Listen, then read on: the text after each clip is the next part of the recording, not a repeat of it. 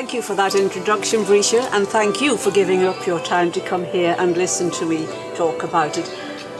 As Patricia says, at 3 o'clock 100 years ago on Tynwald Day, the general strike, which had paralysed the Isle of Man for nearly 2 days, came to an end. I shall have to speak up. I'm in competition with the music. I've got musical accompaniment. Can you all hear me? Yes. Yes, right. So, I'll start off with the headlines in the Isle of Man Times a week after the strike. A Soviet has ruled in Douglas. It's difficult for us, dazed as we are with the whirl of circumstances, rightly to estimate the significance of last week's upheaval. But it has a significance which is by no means confined to this little island. An experiment in Bolshevism has taken place in the British Isles, which is rather a strange and improbable thing to say about the Isle of Man. South Wales or Clydeside, perhaps yes, but not the Isle of Man. So what happened to provoke this outburst on the 4th and 5th of July 100 years ago? Alfred Thier was the secretary of the Workers' Union, which was founded in March 1917. So it was a new institution on the island, just over a year old by the time of the general strike, which it had organised. When the governor's announcement came that the strike would end, he hurried down to the Jubilee clock, stood on its steps and announced to the crowd of thousands around him, "We've got it." What they had got was the 9-pence loaf. Bread was a staple item of people's diet 100 years ago, and the bread was sold as £4 loaves, and the price was fixed in England at 9 pence for the £4 loaf. Alfred Thier writes that the female sex played a prominent part in the strike, which was not so surprising because women, after all, had the major responsibility for feeding their families. And he also goes on that during the war, a number of industries had been established which employed young women from the age of 14, as this one shows. And they had become unionised also as members of the Workers' Union, and they took a prominent part in the strike. And Thier says that the young girls, organised into bands of about 200 people, toured the factories of Douglas, closing down, pulling out the girls was the phrase, and then going up Broadway into the shops, telling them that the strike was on and advising them to close their doors in case of trouble. The Isle of Man Times was a little bit less neutral in its words. Early on Thursday morning, thousands of men and women thronged Victoria Street and Duke Street. They broke up into working contingents of about 200 and then toured the town to boo and howl outside shops that were slow to close down. Shopkeepers and employers of labour bowed submissively beneath the proletarian storm. So general was the support shown to the strike, and so powerful the influence of the union, affiliated as it is to powerful organisations across the water, it would have been useless and disastrous for anyone to offer opposition. And the Times went on to say, in fact, that there was little sign of opposition, though in fact the strike committee had organised it. And they say that the gangs were led by some of the most disreputable characters Douglas can produce. Young girls and semi-frantic viragos from the slums of Douglas achieved a prominence which is happily unusual. The genuine workers took little part except as spectators, says the Times. In fact, the strike committee was anxious to avoid any outbreak of violence and had nominated members of their union to go around and keep an eye on things and subdue in case there was trouble. There was an episode of potential violence down at the quay at the coal yard of a Captain Muckton. Thier calls him that old Tory. His coal yard, it says, was not far from Cretney the grocer's. It's on the quay. So I don't know if you know of that. No. And a crowd of 300 people, mainly women apparently, surrounded Captain Mukton with the intention of throwing him into the harbour. I don't know whether the tide was in or not. Anyway, both Tier and the Deputy Chief Constable Quilliam hurried down to try and calm the situation. Neither man mentions the other, but both claim credit for avoiding any trouble and solving the situation. But that was the only episode of violence on that day. Another aspect was the shutdown of the railways. It would be Tynwald Day the following day. Raglan asked rather plaintively how was he and other members of Tynwald to get to Tynwald Hill at St John's. You can walk, said the strike committee, as we'll be doing. In fact, he cancelled Tynwald until the next week. The first day passed without disorder, but it was a bit dangerous. Thousands and thousands of excited people on the street in a state of high emotion. The Times wrote of excited mobs on the promenade, and although the pubs had been officially closed, I'm sure it was possible to get hold of alcohol. It was getting a little bit dangerous, and they didn't want this situation to go on for too long.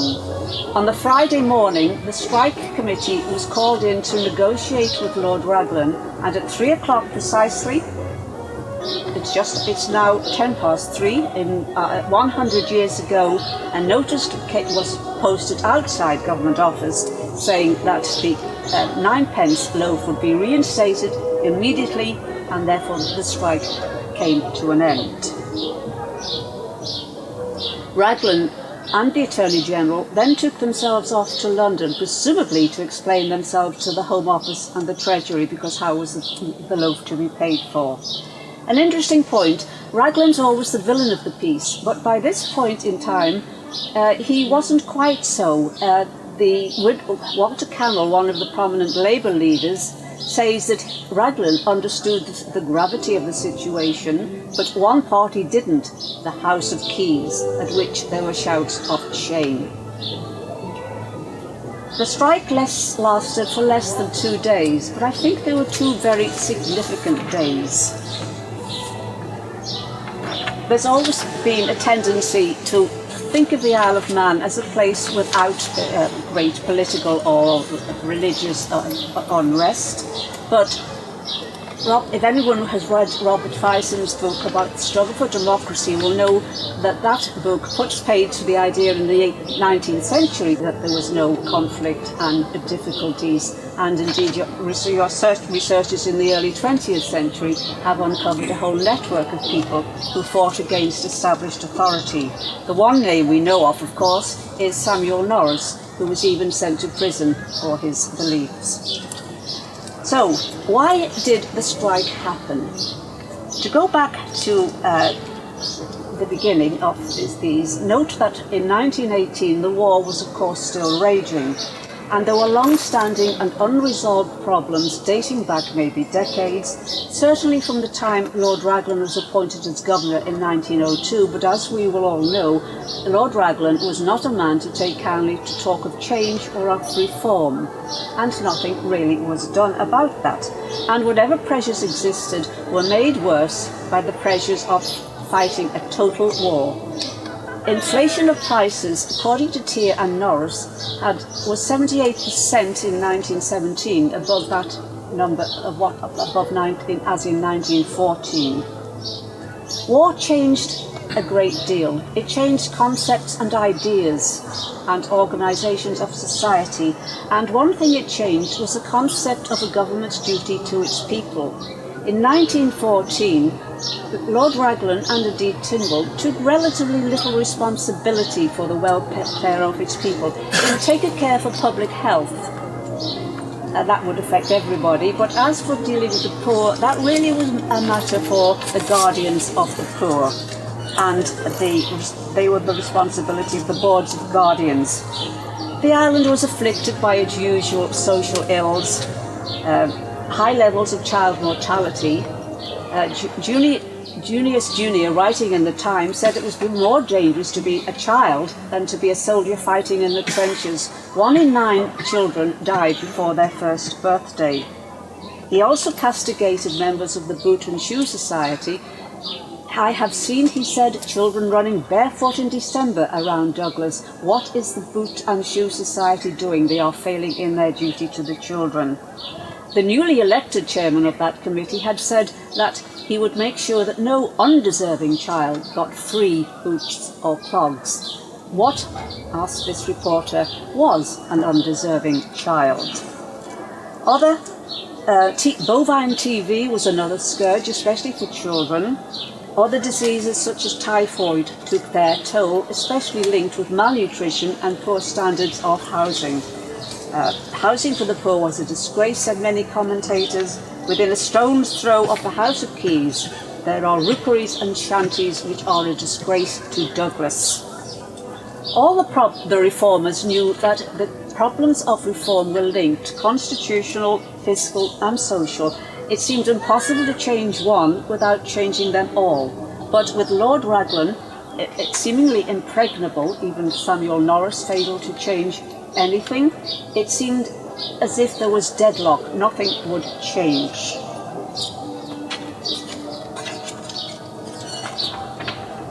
In 1914, a wave of patriotism, such as was common across the whole of Europe, drowned out such concerns, but the pressures of war meant that they returned in greater force when the pressures of war increased, and even Manx home rule was threatened. War changed the balance of power between classes, at least while the war continued. Lloyd George's coalition government realised they were fighting a total war, unlike any other that they had fought. Victory wouldn't be won on the battlefield by gallant cavalry charges. It would be necessary to mobilise the whole resources of society, rich and poor, including labour. Strikes of key workers could be suppressed by police or by troops, but it seemed better to placate the working classes while war lasted to gain their cooperation. So in England, trade union and labour people were co-opted into government, and legislation was brought in to control the price of foodstuffs and to impose a minimum wage. And finally, in 1918, full rationing of essential foodstuffs was introduced. Manx men and women were fighting in the same war as English men and women, and they watched with interest what was happening across the water. It was obvious that the Manx were not receiving the same benefits. Lord Raglan had almost unlimited powers as governor. He was compelled by the Imperial Parliament, as they called it, to bring in military service conscription legislation, and probably that was not a problem for him. However, the Imperial government left internal matters to the island itself, hence the lack of action. In the newspapers, the only English laws brought in are ones that oppress the people. All the conscription laws are brought in, but a law fixing the maximum price of food is not, because I suppose we are reckoned to have a government and legislature of our own. The balance of power did begin to change in 1914 in March, when the Workers' Union was formed with Alfred Tyr as its secretary. Tyr reckoned the average wage was around 21 to 22 shillings a week, and although inflation, as I said, had gone up by 78%, wages had only increased by 1 shilling. Even men in full-time work were struggling to feed their families. Tyr decided that the Workers' Union, founded in 1897, would be best for the Isle of Man because it had no large concentrations of factory workers as in England. Within a few months, the Workers' Union had several thousand members and was beginning to make its presence felt in terms of increased wages and reduced hours.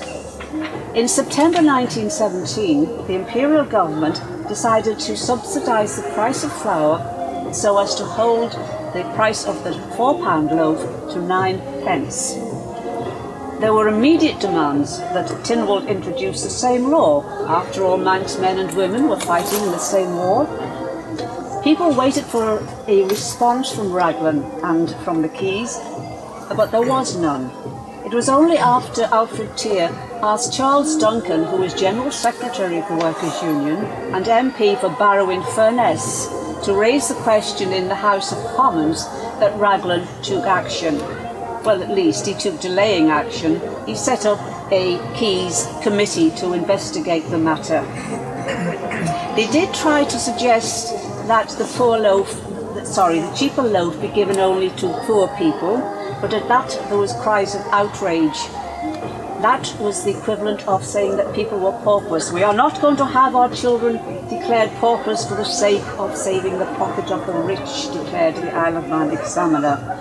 And so eventually the 9p loaf was brought in on the same terms as in the rest of the UK. Equal treatment for equal sacrifice, said Tom Commode. But how was it to be paid for? The Treasury controlled Manx finances, and they agreed that £20,000 could be taken from the accumulated fund. That would pay for the cheaper loaf for 6 months. But after that, Treasury insisted the Isle of Man government had to pay for it from its own revenues, and that would mean Keys had to bring in an income tax law. Because up to this point, government revenue had come solely from indirect taxation on products that people used. Well, Raglan pointed out quite clearly to the Keys that if you agree to this £20,000 being taken out of accumulated funds within 6 months, you will have to pass this income tax bill. Well, the Keys debated the income tax bill for 6 months, but they didn't actually bring it in. And by the end of June 1918, the political temperature was rising considerably because there was a threat that the 9p loaf would go up to 12p, 1 shilling. I think that's a 33% increase, and quite a lot for people on very limited incomes. The Keys said they would bring in an income tax bill if they were allowed to have control over its revenue, which seemed a democratic point, and certainly, yes, it was. But they knew that such a bill, which included that clause, would never get the royal assent. Raglan, who was aware of the danger of what was happening in the streets, he wasn't entirely the villain at this point, begged the Keys to pass the bill without that clause. He promised that if they did, immediately afterwards he would take heed of their desires and try to do something about it. But the Keys refused to bring it in. They said it was a democratic principle and they weren't going to do that. Unfortunately, public opinion at this point in the spring and summer of 1918 was turning against the House of Keys. They simply didn't believe that the democratic principle was the real motive for the opposition of the Keys to income tax. They believed that it was simply a way of avoiding bringing in the legislation. And the Manx Quarterly, writing after the strike, wrote, "The proletariat, rightly or wrongly, they were keeping their options open, came to the conclusion that they were being gulled, and that the fulminations of the Keys with regard to financial control were so much flapdoodle."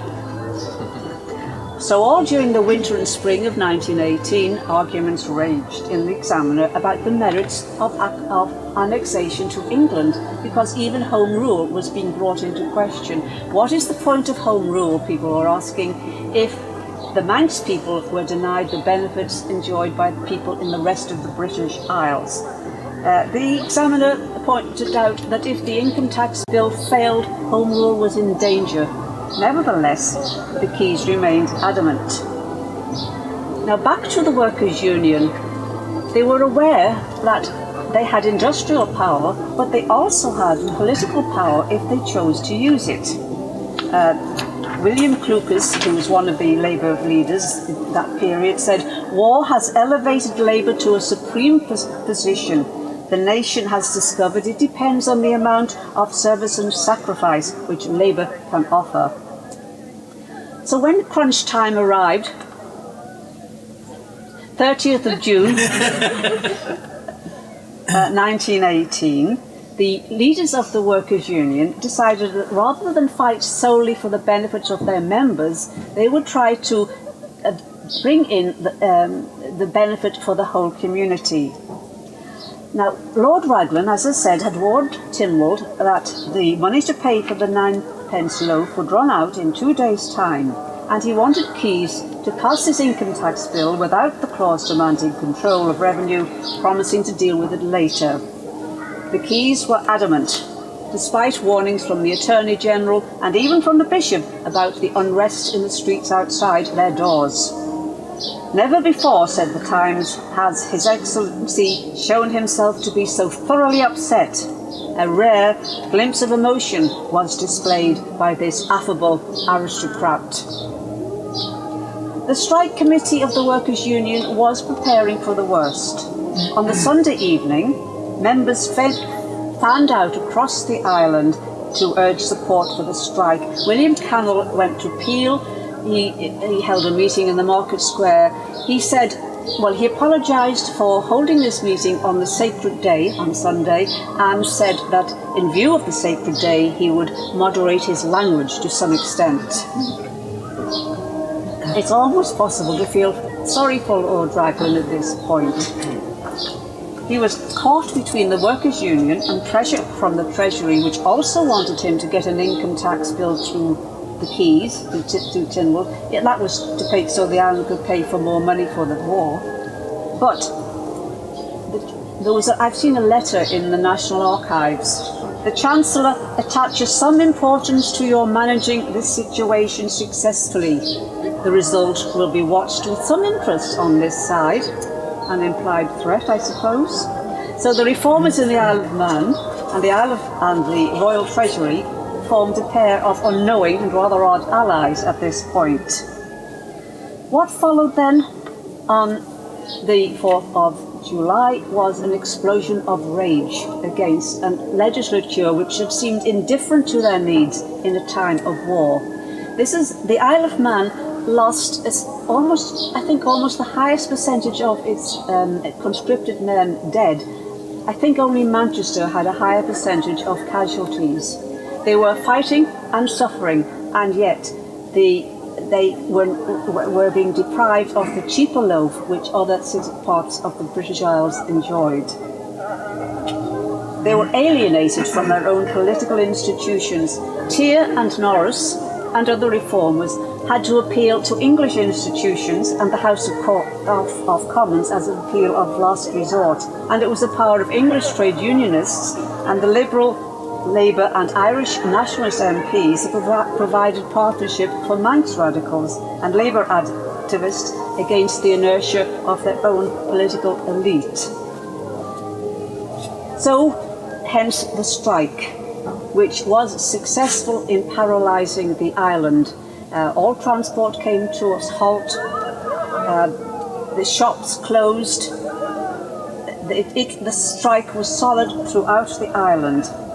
And the first day passed peacefully, but on the second day, as I said, the strike committee was conferring with Lord Raglan, who on his own initiative issued a notice saying that he would restore the 9p loaf with immediate effect and that the strike had come to an end.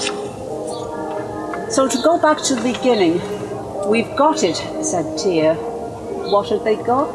Well, they had got the 9p loaf, which was an immediate and practical necessity, but it was also a symbol of equal treatment. They'd got a strike which had broken the deadlock, which had held back reform for 2 decades.